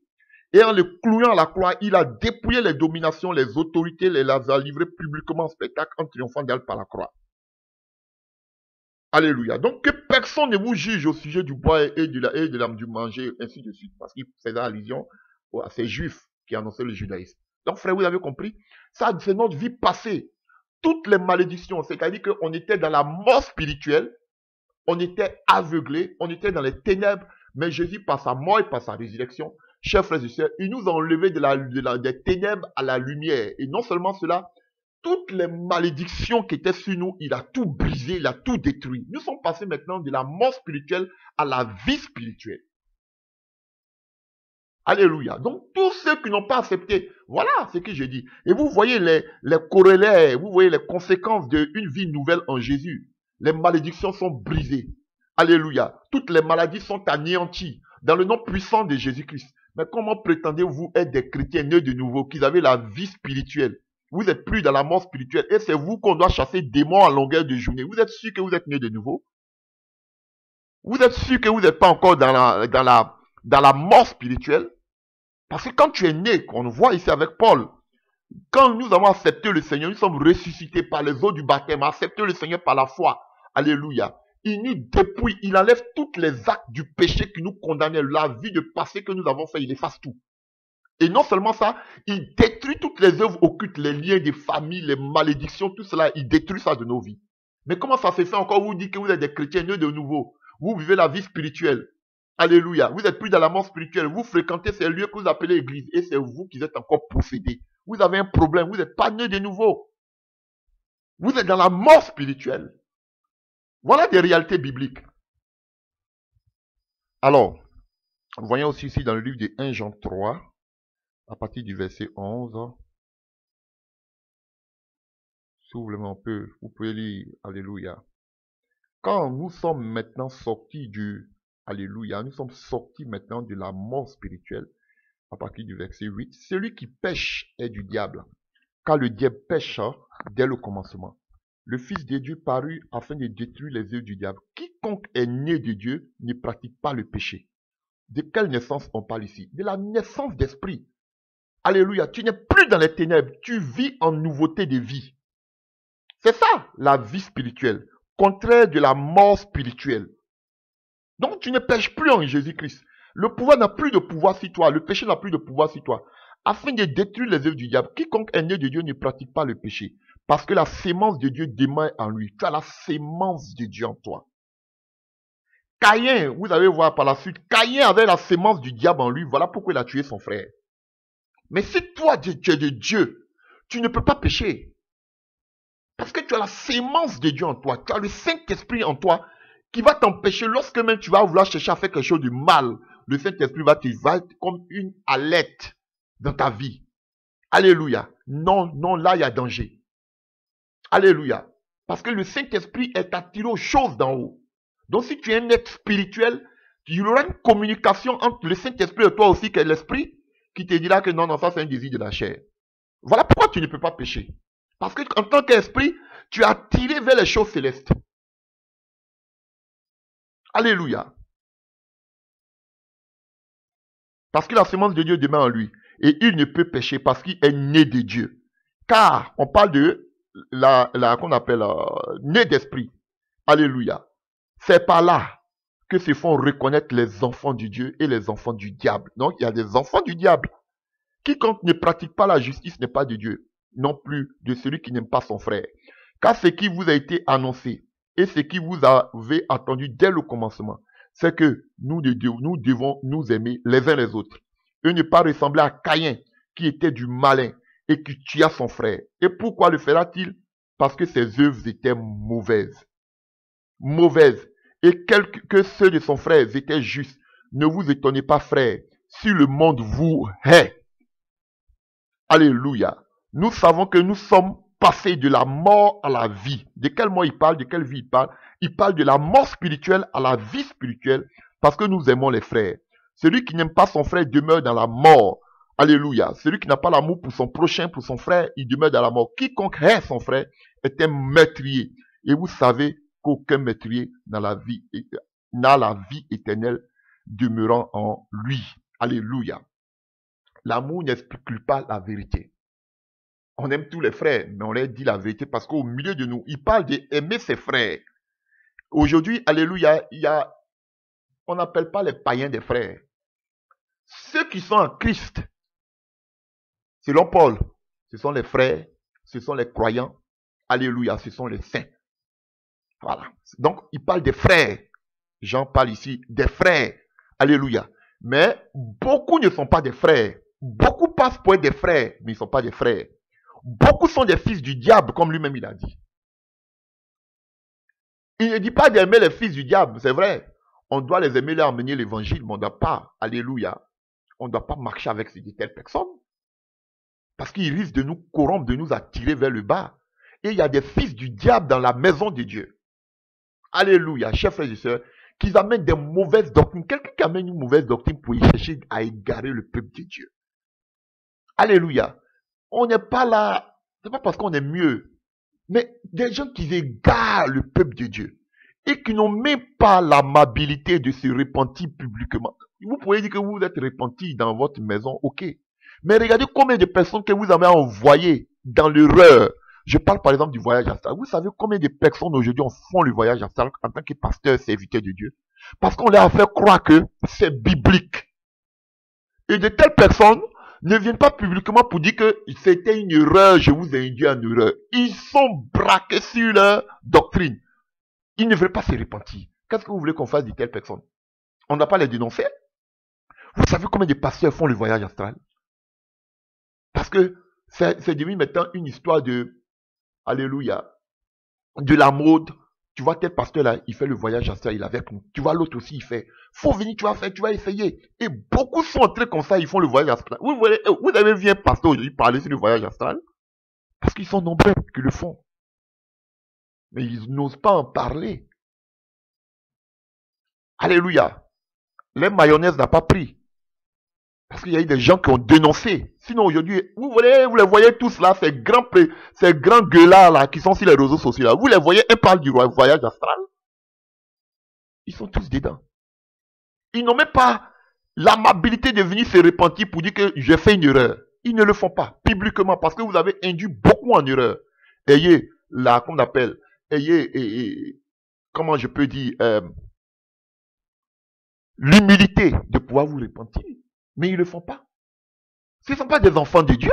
Bien vrai qu'ils s'appellent docteurs, révélants, pasteurs, qui ont de la Bible, qui ont des grands temples. Mais ce ne sont pas des enfants de Dieu. En tant qu'enfant de Dieu, tu ne peux pas venir prêcher le voyage astral qui vient du diable à l'église. Vous avez dit que c'était un enfant de Dieu? Arrêtez.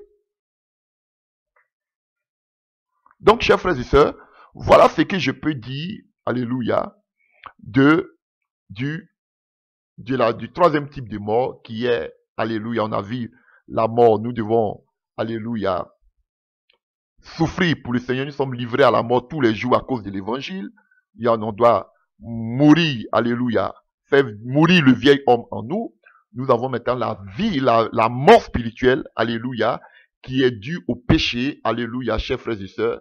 Et cette mort spirituelle, chers frères et sœurs, le chrétien peut sortir, quand quelqu'un qui accepte le Seigneur Jésus peut sortir de cette mort spirituelle, parce que cette mort spirituelle-là, alléluia, est pour tous ceux qui ne connaissent pas le Seigneur. Ils sont égarés loin de la lumière, loin de la vérité. Alléluia. Et dans les ténèbres où ils sont, de cette mort spirituelle, seule la lumière de Jésus peut les enlever de ces ténèbres. Alléluia. Et nous avons aussi un quatrième type de mort, c'est la mort naturelle. D'autres peuvent dire la mort physique. Alléluia. Et il y a des langages utilisés comme ça dans la Bible, tels que le décès, retourner à la poussière, se coucher dans la poussière, rejoindre les ancêtres décédés, rendre le dernier soupir, descendre au séjour des morts, s'endormir, tout ça. Alléluia. Quitter son corps, partir, voilà. Retourner à la maison. Donc, chers frères et sœurs, voici les thèmes qu'on a en ce qui concerne la mort naturelle ou la mort physique. Alléluia. Dieu reprend l'esprit et le corps qui est poussière retourne à la poussière. Voici ce qu'on appelle la mort naturelle ou la mort physique. Chers frères et sœurs, et cette mort, on a vu que la mort spirituelle, alléluia, cette mort spirituelle-là, une fois que tu au Seigneur, tu as donné ta vie au Seigneur Jésus-Christ de Nazareth, tu passes de cette mort spirituelle à la mort physique. Alléluia. Et nous avons dit que pour sortir de cette mort physique, il faut accepter le Seigneur Jésus-Christ. Et spirituel, il faut accepter le Seigneur Jésus-Christ de Nazareth dans ta vie. Il faut se repentir et s'accrocher à Dieu, se tourner vers Dieu. En ce qui concerne la mort physique, frères et sœurs, que tu sois chrétien ou pas, cette mort s'adapte, pas s'adapte même, s'applique à tout le monde. Que tu sois né de nouveau, que tu sois chrétien, cette mort, alléluia, ça applique à tout le monde. Alléluia. Tous les êtres humains que nous sommes, nous devons mourir. À moins que l'enlèvement, nous, alléluia, à moins que l'enlèvement, nous vivons l'enlèvement. Sinon, nous sommes tous appelés à mourir. Alléluia. Donc, la mort physique, elle est la conséquence du péché d'Adam. Alléluia. Et à cause du péché d'Adam, cette mort-là s'applique à tous les hommes. Alléluia. Chers frères et sœurs. Et nous savons que dans la parole de Dieu, il y a deux personnes qui ne sont pas passées par la mort. Seulement que deux personnes dans toute la Bible. Il s'agit d'Enoch, alléluia, et d'Élie. Voilà. Donc, ceux qui font, les catholiques qui parlent de Marie, Immaculée Conception, elle n'est pas morte. Ce n'est pas vrai. Alléluia. Marie est bel et bien morte. Même Jésus est mort. Les deux personnes qui ne sont pas mortes, les deux personnes qui ne sont pas mortes dans la Bible, alléluia, on voit Enoch et Élie. Alléluia, chers frères et sœurs. Dieu a enlevé Enoch, Élie aussi dans un char. Alléluia, qui l'a enlevé. Ce sont les deux personnes qui ne sont pas mortes. Alléluia. Je ne vais pas trop m'attarder sur la mort physique parce que vous comprenez déjà. Vous savez ce que c'est. Donc, il y a des passages tels que Matthieu 10 à partir du verset 21. Matthieu 16 à partir du verset 28. Luc 2 à partir du verset 26. Ainsi de suite. Donc, vous savez plus ou moins déjà ce que c'est que la mort naturelle. Donc, mesdames et messieurs, vous savez que depuis le péché d'Adam et Ève, la malédiction de Dieu, sa parole ne revient jamais dans elle sans avoir été accomplie. Et que lorsque nos aïeux ont péché, Dieu leur a dit qu'ils sont poussière, ils retourneront à la poussière. Ainsi, toute leur descendance, à cause du péché, retourne à la poussière. Donc, tout être humain, que tu sois, à moins que tu sois un robot, sinon, étant sorti d'Adam et Ève, tu es appelé à la mort physique. Parce que Adam vivait sur terre. Il est tiré de la terre, Adama, de la chair. Donc, tout ce qui est chair, tout ce qui est poussière, retourne à la poussière. Adam est sorti de la poussière, Adama, il retourne à la poussière, qui veut dire tirer du sol. Donc, nous tous qui sommes les descendants d'Adam, malgré ton onction, malgré que Dieu t'utilise, tu nous retourneras toujours à la poussière. Parce que le Seigneur l'a déjà dit. Donc, ça, c'est une malédiction à cause du péché qui s'applique à tout être humain. À moins que l'enlèvement nous croise en chemin. Donc, nous sommes tous, cette poussière est appelée à retourner, alléluia, dans la terre. Alléluia. Et comme Jacques lui-même le dit dans son livre, alléluia, bon, on va revenir à ça. Alléluia. La mort, là qu'on appelle la foi morte. Alléluia. Et Jacques même le dit. Alléluia. Dans le livre de Jacques 2. Alléluia. Comme le corps sans esprit est mort, ainsi la foi sans les œuvres aussi, elle est morte. Donc l'esprit, quelqu'un est mort quand il n'y a plus d'esprit, quand il n'a plus l'esprit en lui. Alléluia. L'esprit est vivant. Alléluia. Mais le corps retourne à la poussière, chers frères et sœurs. Voilà, donc ça c'est la mort physique, c'est la mort naturelle. Et cette mort-là, elle s'applique à tout être humain. Alléluia. Que tu sois chrétien ou pas, tout cela s'applique à toi. Mais alléluia, une bonne nouvelle pour toi, chers frères et sœurs, tu ne dois pas avoir peur de la mort. Alléluia. Tu ne dois pas avoir peur de la mort parce que Jésus-Christ de Nazareth, alléluia, a vaincu la mort pour nous. Alléluia. Chers frères et sœurs, la mort a été vaincue par Christ. Alléluia, selon Romains 9, 6, verset 9. Alléluia, il est ressuscité des morts et selon Apocalypse 1, 18, nous avons vu, il détient les clés de la mort. Alléluia, il nous enlève, alléluia, de cette peur de la mort. Il a anéanti la mort. Alléluia, on sait que la mort sera le dernier ennemi qui sera détruit. Alléluia. Donc, en tant que pour nous, les croyants, alléluia, par la mort, nous sommes unis et Christ. Et Paul pouvait dire que la mort pour lui est un gain. Alléluia. Donc, tu veux recevoir la couronne. Alléluia. Nous devons passer par la mort pour être préparé pour recevoir la couronne. Alléluia, chers frères et sœurs. À moins que tu ne meurs pas jusqu'à ce que le Seigneur revienne. Sinon, alléluia, nous serons, alléluia, devant le tribunal de Christ. Alléluia, pour recevoir la couronne de Dieu. Alléluia, pour entrer dans le repos. Alléluia, pour aller se reposer de toutes nos œuvres. C'est vraiment une grâce. Je ne vous dis pas d'aller vous suicider. Et on voit dans le livre d'Éphésiens 11 et d'Hébreux 11, on voyait comment ces personnes, ces premiers chrétiens, voulaient mourir pour avoir une résurrection heureuse. Chers frères et sœurs, la mort ne doit pas être pour nous comme quelque chose qui nous fait peur. Non. Alléluia. Par la mort, on voit, alléluia, nos bénédictions, notre couronne qui nous attendent. Alléluia. Ce sont ceux qui ne sont pas nés de nouveau, qui cherchent à s'attacher à la gloire de ce monde, nous faisant croire que c'est pour faire l'œuvre de Dieu. Non, nous, alléluia. Voilà pourquoi Paul n'avait pas peur de la mort. Les apôtres n'avaient pas peur de la mort, parce que le Seigneur leur a montré le chemin. Il est mort, il est ressuscité. Chers frères et sœurs, et nous savons que, alléluia, nous allons ressusciter en nouveauté, nous allons ressusciter, alléluia, avec comme Jésus-Christ est ressuscité d'entre les morts, et nous serons, alléluia, notre corps va revêtir l'incorruptibilité et nous serons avec le Seigneur pour tous les jours. Donc, chers frères et sœurs, la mort ne doit pas t'effrayer. Pour un enfant de Dieu, tu ne meurs pas, tu dors. Alléluia. Tu es esprit. Et cette chair-là, alléluia, retourne à la poussière. Pourquoi les gens ont tellement peur de la mort? Parce qu'ils voient tout ce plaisir qu'a leur chair, alléluia, retourner à la poussière. Voilà pourquoi tu dois donner plus de plaisir à ton esprit. Parce que cet esprit va vivre éternellement. Mais la chair sera détruite. Alléluia. Mais pour le chrétien, cette chair-là sera renouvelée. Alléluia. Alléluia, chers frères et sœurs. Et si je peux dire ainsi, nous allons finir avec le dernier type de mort, c'est la mort éternelle. Alléluia. Alléluia. La mort éternelle. Alléluia. Ça, c'est différent de la mort naturelle ou de la mort temporelle. Temporaire aussi, si vous voulez dire. La mort temporelle, la mort physique, la mort naturelle. Mais ici, on a parlé de la mort spirituelle, on a parlé de la mort naturelle. La mort spirituelle, ce sont tous ceux qui ne connaissent pas le Seigneur, qui sont égarés. La mort naturelle, c'est la mort physique de notre corps, de notre chair qui retourne à la poussière, qui s'applique à tous les hommes. Et on a la mort éternelle. Alléluia. Qu'on appelle aussi, alléluia, la seconde mort.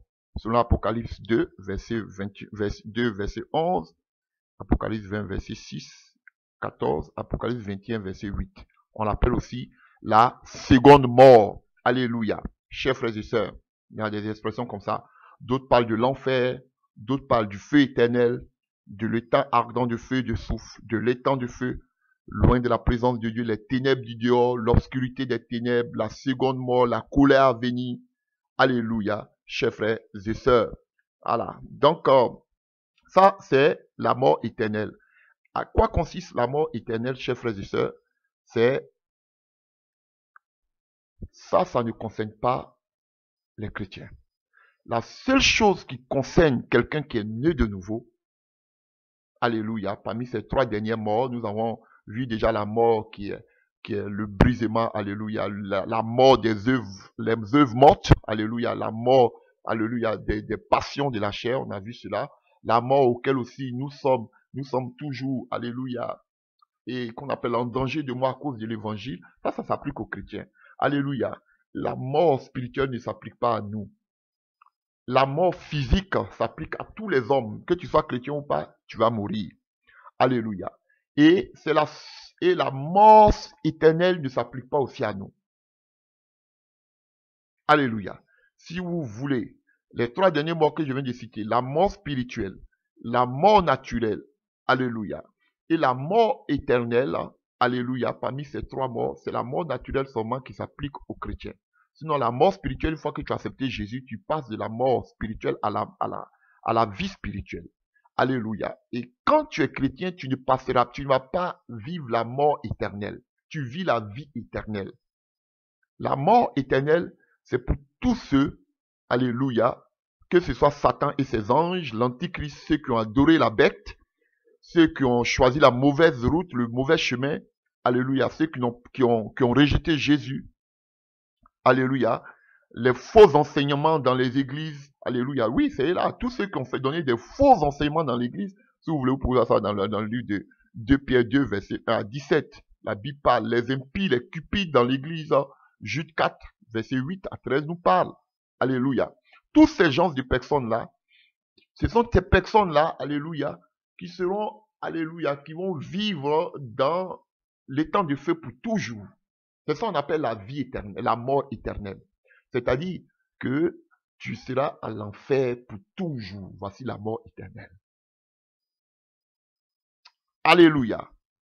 Voilà. Donc, il y a tellement de passages que je pourrais donner par rapport à la mort éternelle, mais je sais que déjà, vous avez déjà compris, à moins que vous me dites que si vous avez besoin de passages, je peux vous donner des passages, j'en ai plein. Alléluia. Mais ce que vous devez savoir de la mort éternelle, on parle de l'enfer. Après le grand jugement du trône blanc, alléluia, tous ceux qui seront jugés, chers frères et sœurs, beaucoup, alléluia, seront emmenés en l'enfer. Même pour le chrétien, chers frères et sœurs, le chrétien ne vivra pas l'enfer. Le véritable chrétien ne vivra pas l'enfer. Parce que le chrétien, le jugement auquel il aura droit, c'est le jugement du tribunal. Alléluia, qui aura lieu, alléluia, au ciel, avant de revenir pour le millénium. Voilà. Le chrétien véritable né de nouveau, qui a accepté le Seigneur dans sa vie, alléluia, ne vivra pas la vie et la mort éternelle, mais il aura la vie éternelle.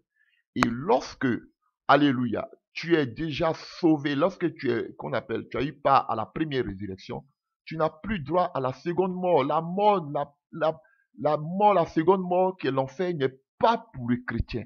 Une fois que tu es ressuscité. C'est fini ça, c'est fini. Donc, cela ne nous concerne pas. La seule chose qui concerne le chrétien et toute l'humanité, chers frères et sœurs, c'est la mort naturelle. Alléluia, chers frères et sœurs. Donc, je sais que vous avez compris ce que je voulais dire. Alors,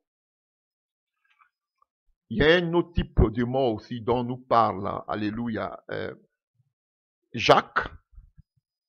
Je ne voulais pas en parler. Donc, il y a deux thèmes encore que je pourrais utiliser, mais je voudrais m'arrêter là. Paul nous parle de mourir au péché, alléluia, que je mets dans le livre de Romains 6, alléluia. À partir du verset 11, regardez vous-même comme mort au péché, comme vivant pour Dieu et Jésus-Christ notre Seigneur. Là, alléluia, je le mets dans la catégorie, alléluia, du vieil homme qui doit mourir, alléluia. Donc on doit mourir au péché.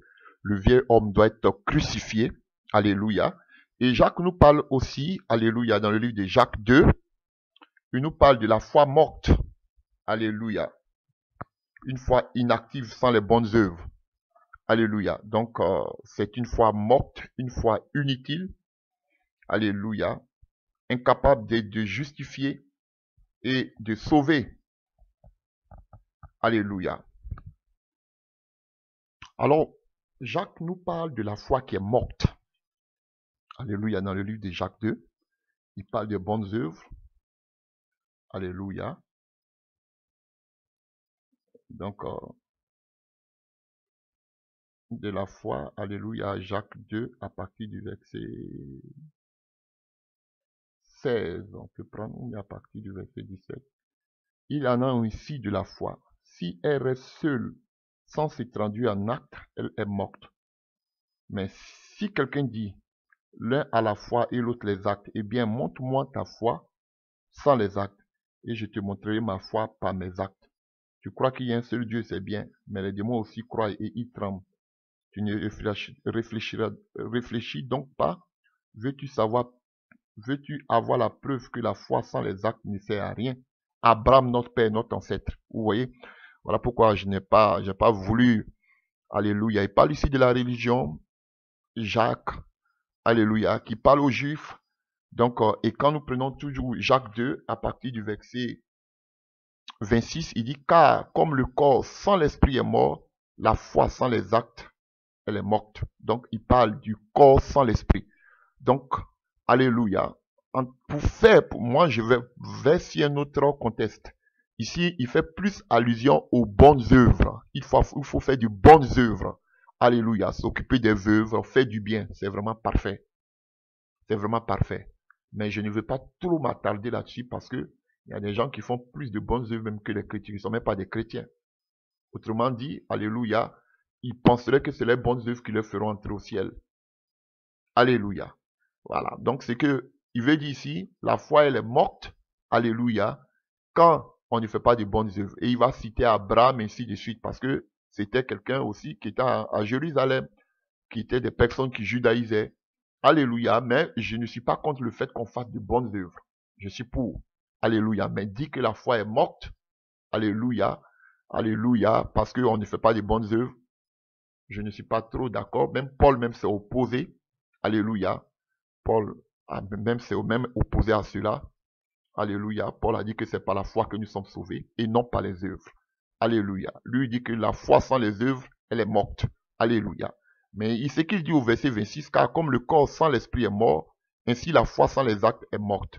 Moi, je pourrais dire, comme le corps sans l'esprit est mort, du fait la foi aussi sans l'esprit, elle est morte.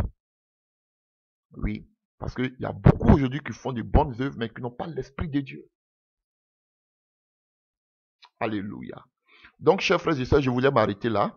J'ai ouvert un peu cette porte, parce que nous allons aller en profondeur. Je voulais parler des différents thèmes de mort que nous trouvons, alléluia, dans l'évangile. Alléluia. Donc, nous sommes toujours, chers frères et sœurs, en détresse. Nous sommes toujours, alléluia, condamnés à mort à cause de l'évangile. Et deuxième des choses, alléluia, nous devons mourir en nous-mêmes, alléluia, tuer la chair, tuer le vieux homme, alléluia, chers frères et sœurs. Donc, Paul lui-même lui disait, mourir au péché, alléluia. Et la troisième des choses, il y a la mort spirituelle. La mort spirituelle qui concerne, alléluia, tous ceux qui n'ont pas accepté le Seigneur Jésus comme le Seigneur sauveur personnel. Et pour sortir de la mort spirituelle, on doit accepter le Seigneur Jésus, on doit se repentir et se tourner vers Dieu. Alléluia. Maintenant, on a la mort temporaire, ou la mort physique, ou la mort naturelle, qui s'applique à tous les humains. Lorsque l'esprit, on a donné des thèmes, sort de ton corps, le corps retourne à la poussière d'où il a été tiré. Nous sommes tous des descendants d'Adam. Adam a été tiré de la terre, il est retourné à la terre, à la poussière. Ainsi, tout homme retourne à la poussière. Alléluia. Ça, c'est la mort naturelle qui s'applique à tous les hommes. Et aussi, on a la mort, alléluia, la mort éternelle. Cette mort éternelle aussi est appelée la seconde mort. Alléluia, c'est la mort qui s'applique à tous ceux qui n'ont pas accepté Jésus dans leur vie comme Seigneur et Sauveur personnel. Ils sont égarés de la lumière, de la vie. Alléluia. On sait, selon Apocalypse 1, verset 18, que Jésus-Christ, alléluia, a la clé de la mort et du séjour des morts. Et on sait que c'est Jésus-Christ qui va juger les vivants et les morts. Et on sait que le dernier ennemi qui sera jeté, c'est la mort et le séjour des morts. Dans la géhenne, dans le feu. Il y a tellement de passages, alléluia, que je peux vous donner, que ce soit dans les évangiles comme dans le livre de l'Apocalypse. Je ne vais pas prendre tout mon temps à vous donner des passages pour ne pas que la vidéo soit longue. Donc vous devez savoir que cette mort-là, elle concerne d'abord Satan, qui sera jeté, lui et le faux prophète et la bête, dans les temps du feu. Alléluia. Et tous ces anges qui sont devenus des démons seront aussi jetés. Alléluia. Et ensuite, tous ceux qui ont été rebelles au Seigneur, tous ceux qui, alléluia, il y a plein de passages qui en parlent, tous ceux qui n'ont pas marché selon la parole, seront aussi jetés dans le temps de feu. C'est la mort éternelle. Ils sont là-bas éternellement et éternellement, éternellement et éternellement. Alléluia. Donc cette mort-là, si tu es né de nouveau en Christ, alléluia, que tu marches, que tu persévères jusqu'à la fin, ton endroit, ta destinée n'est pas là-bas, ta destinée sera auprès du Seigneur. Mais ce qui est sûr, entre les trois morts, vous allez voir que ces trois types de morts, la mort spirituelle, la mort physique et la mort éternelle, se rejoignent dans des passages. Il y a les trois derniers types de morts que je viens de citer se retrouvent souvent dans certains passages, comme par exemple Romains 6 à partir du verset 23 que vous connaissez. Alléluia. Car le salaire du péché, c'est la mort. Le péché, alléluia. On parle de la mort spirituelle, alléluia. Et on nous dit que c'est la mort, alléluia. La mort spirituelle aussi, comme la mort, alléluia, la mort éternelle. Mais le don gratuit de Dieu, c'est la vie éternelle. Donc, il y a des passages comme ça où on retrouve les trois types de morts en même temps à la fois. La mort spirituelle, la mort physique et la mort éternelle. Si vous voulez, je vous donne quelques passages pour finir. Romains 5, verset 21, on mentionne les trois types de morts en même temps. La mort spirituelle, la mort physique et la mort éternelle. Romains 5, verset 21, Romains 6, verset 16 et 21, Romains 7, verset 5 à 10, à 13 aussi, et alléluia, et 24 aussi, verset 24, et Romains 8, à partir du verset 6, 2 Corinthiens 2, verset 6, on parle de les trois types de morts spirituelles, naturelles, alléluia, et la mort éternelle. Les trois types de morts sont mentionnés en même temps. Mais parmi ces trois types de morts, alléluia, le chrétien seulement, il passera par la mort naturelle, à moins que le Seigneur ne revienne. Alléluia. Donc, sur ce, que le Seigneur vous bénisse. J'ai fait exprès de parler de cela parce que nous allons entrer encore en profondeur. Alléluia. Nous sommes dans le spirituel. Que Dieu vous bénisse et bonne écoute. Et nous nous verrons à presto. Alléluia pour des nouvelles vidéos au nom de Jésus-Christ de Nazareth. Amen.